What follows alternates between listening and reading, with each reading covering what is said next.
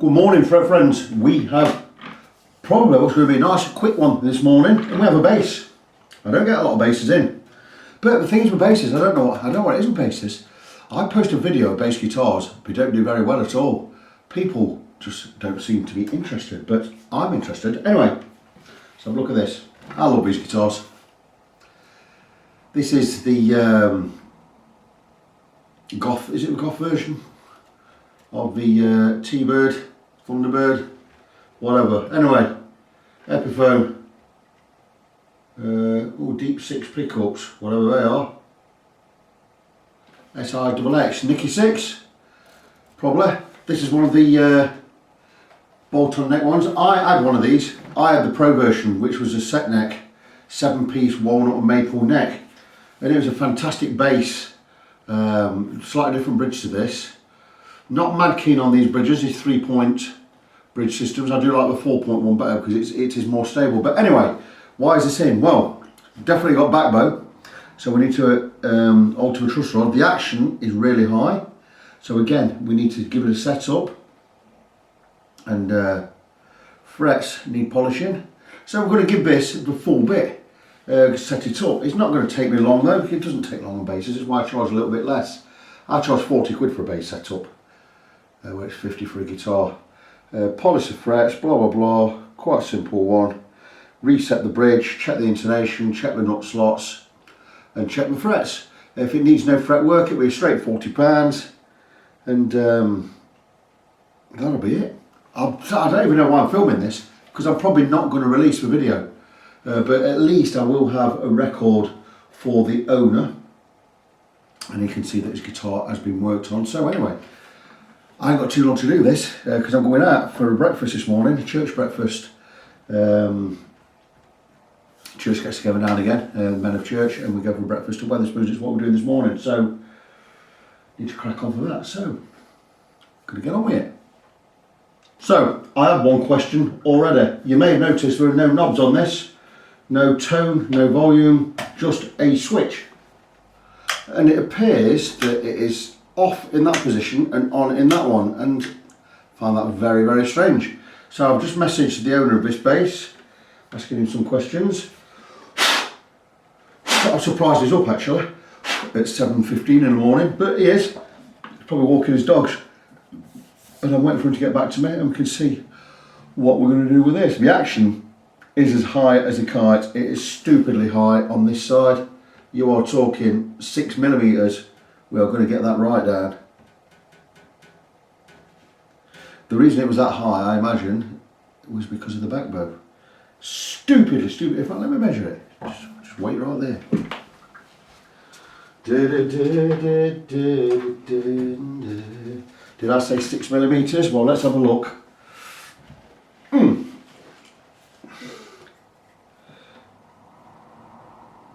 this doesn't even go to 6mm, not by 6mm. Yeah, it is. My goodness, that's easy. 5.5mm. I don't think I can get to show the camera. I'll try. No, I'm not even going to try because I'll end up dropping the bass. The action on this at the 12th fret is about, it's 5mm. It's more than 5, about 5.5mm. So I'm going to get that right down. I would like that to be 2.7, 3mm. So anyway, get to work straight away on the bridge. I know how to work this bridge. It's just a matter of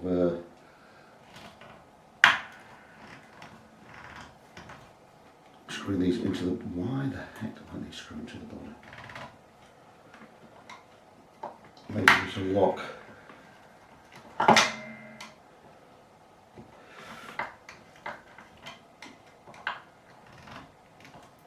There's definitely something wrong with this. It could just be crap in there, because it is going in. Let's measure that now.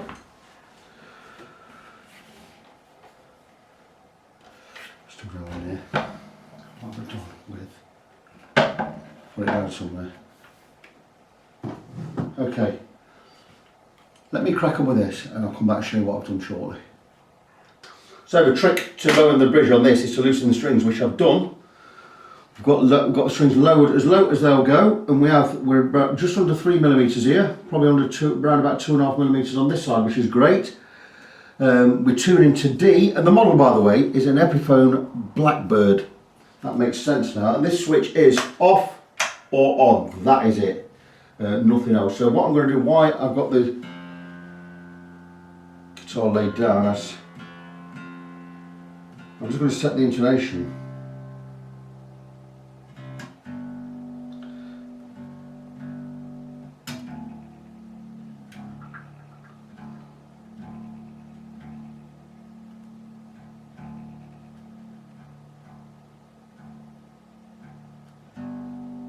There you go, so I'm going to set the intonation really easy.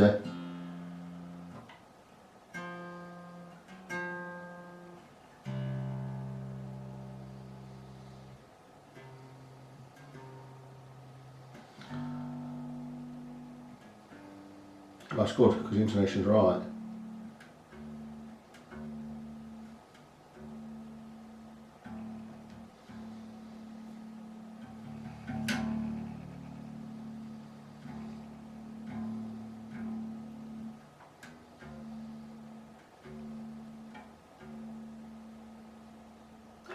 That'll do me. So, intonation set, neck just about set. I'm going to check the neck again, make sure it's straight. Once all this is done, all I've really got to do is take the strings off, treat the fingerboard. Okay, a lot more relief in there than I need. Treat the fingerboard with some mineral oil and put the strings back on, and that'll be it. Really is that simple. Going to go with a relief under a 12th fret of 0.3 millimeters. Anything higher than that, we're going to remove. Right, there you go. We're going to get that action down a little bit more by straightening the neck, or in your case by tightening the truss rod. So I do have a small screwdriver there. Fantastic. Setting basses up, really, really easy. This just had a really bad setup, that was it. There's nothing wrong with the bass at all. You know, and this is why. If you're not confident of setting your own guitar up, or bass, once a year, take it to a guitar tech. Don't take it to a shop where we don't have an in-house tech. I get so many guitars coming here from guitar shop, music shops, because the music shops sell stuff. They're interested in. I'm not saying they don't have good guitar techs in there. Some places do, but most of them don't. But the thing is, they're a profit-based business, whereas a guitar tech is normally doing the job for the love of a guitar. So like me, for instance, all I do is work on guitars. I set up guitars, I modify guitars, I customise guitars. That is it. I'm not a profit or money-driven person. I'm a guitar-driven person. And it does definitely show in the work. You check back some of my older videos where guitars have been to shops and they're just an absolute mess, because normally the techs in there, we've got a very basic understanding and we do basic setups. We're never going to check your frets or anything. Not all of them, just a lot of them. But anyway, let's have a look in there. Oh gosh, I'm trying to think what truss rod size this is. It's 4mm, that's good. This is an invaluable tool. Nielsen brand. Nielsen are a great brand of tools. We're not Snap-on or Mac tools, but they are normally guaranteed for life. And this is a 4mm T-bar, which I use for truss rods. I could only get a 4 and a 5mm one. If I could get any other sizes, I would do. Very difficult to get hold of imperial sizes. So let's have a look there. Perfect. Very happy with that. So we've got a 0.3mm clearance under the 9th fret. That's perfect for me. That in itself will certainly brought the action down at the 12th fret here. So let's check again. If I can get under 3mm, I'll be very happy with that. Oh yeah. Oh my goodness. 2.25mm. Right, that is too low. The good thing about that is I'm going to have to alter the bridge. and bring it up. Of course, it's going to be virtually impossible to do with strings tight.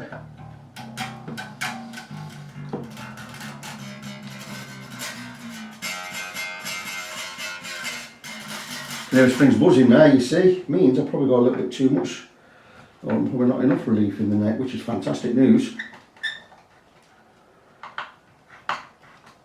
So what I'm going to do now is I'm going to set the action on the truss rod. Let's just tighten these strings up.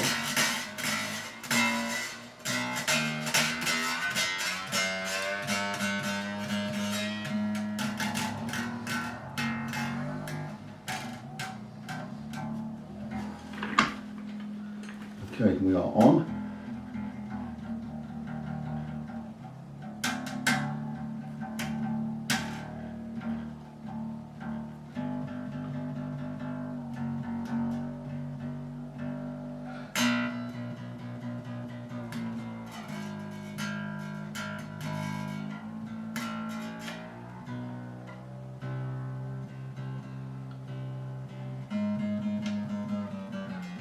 You see, it's a very, very fine balance. I'm going to explain that to you in a second.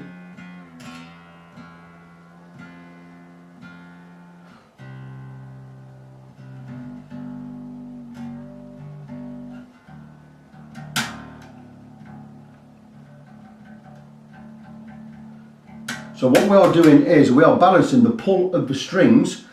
You've got strings locked here, and the strings, when you tighten them, are pulling up that way, and it wants to bring the neck forward. So the truss rod, we tighten, and that brings the neck back down. And with the strings loose, you notice that the strings were rattling on the frets, but once I start to tighten them, there's no more rattle. That's because the strings are going to then, with the neck bent that way with truss rod, the strings are going to pull it back up and lift it, and that lifts the strings higher off the fretboard. That is how we get the action, and it's all a balancing act between the strings and the steel rod down the centre of the neck, which is the truss rod, and we balance them against each other, and that is how we get the action set and get the guitar playable.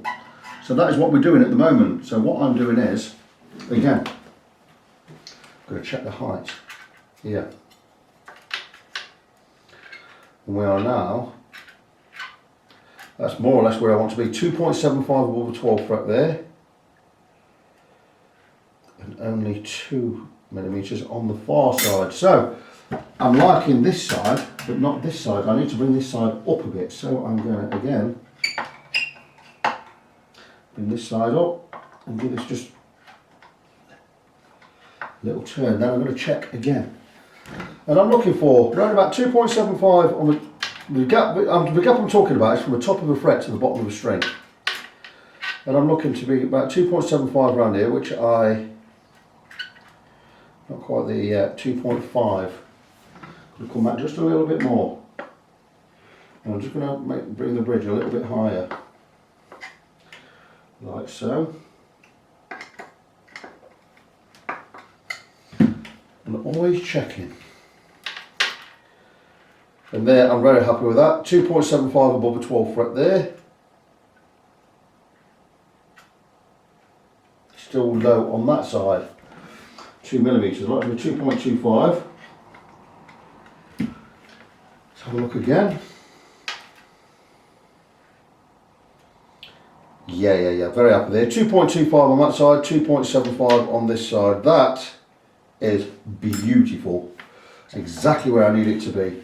Again, I'm going to check. In fact, I don't need to check relief, I know where it is. So let's just get the guitar tuned in.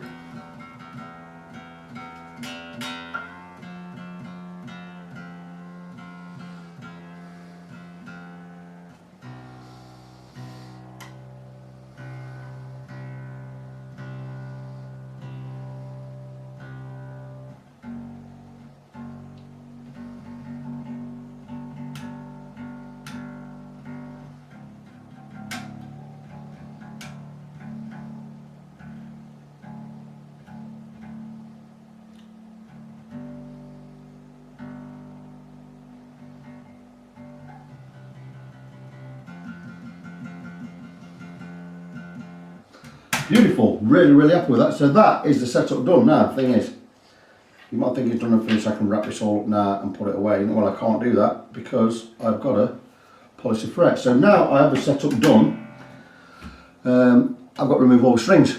And once I remove the strings, we're gonna get in, we're going to clean the fingerboard and we're going to polish the frets. That is really all I have to do. Then get the strings back on, stretch the strings in and get the bass set up. So pretty straightforward from here on in. Shouldn't take me too long. I will take maybe 30, 45 minutes when I get back.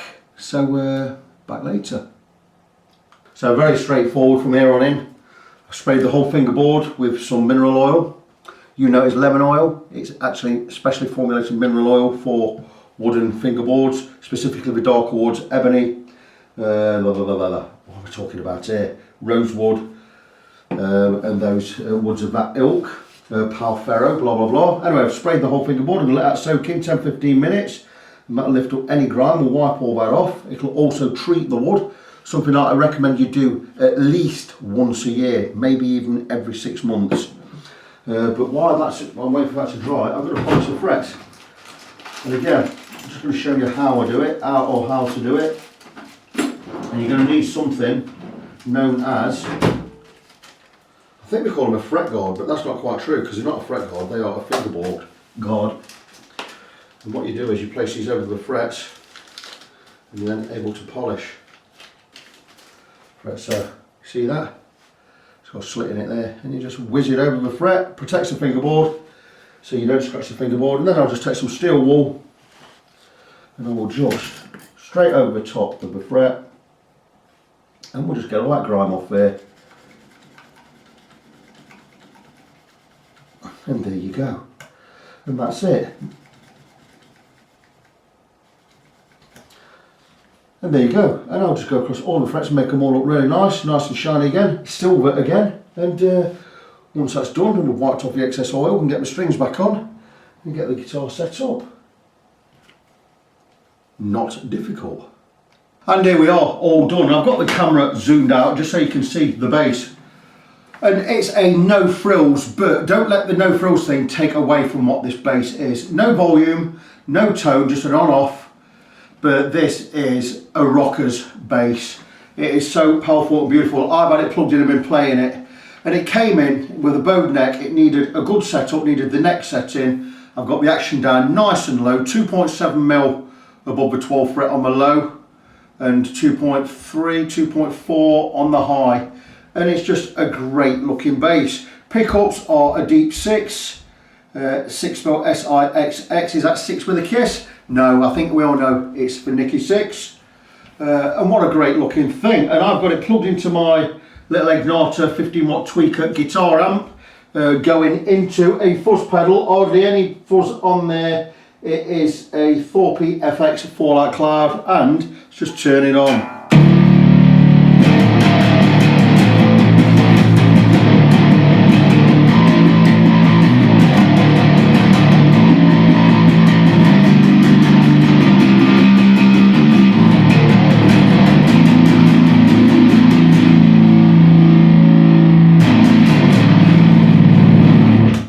And that is a rock machine. Just look at it. What a beautiful thing. And it's all ready to go. So what remains for me to do? Well, just remind you of my website, facebook.com/NG17. That's facebook.com/NGONESEVEN. My name is Victor. I'm your fret friend. Oh, quick reminder, fretfriend.co.uk. My own website's also up and running. And that's it. So till next time, as always, God bless you. Be good to each other, and I'll see you next time.